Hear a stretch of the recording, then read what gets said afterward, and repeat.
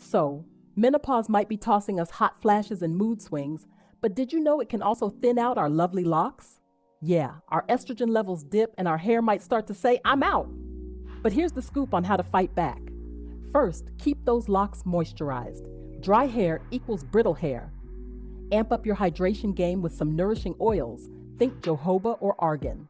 And for thinning spots, a little scalp massage daily with rosemary oil can help stimulate growth. Thinking about adding some color to your locks? Go for it. Just choose gentle, natural dyes to keep your strands strong. And hey, a splash of color might just be the fun twist you need during these flashy times. And remember, menopause is just a new phase, not a full stop. Got any tips for thriving through menopause with locks?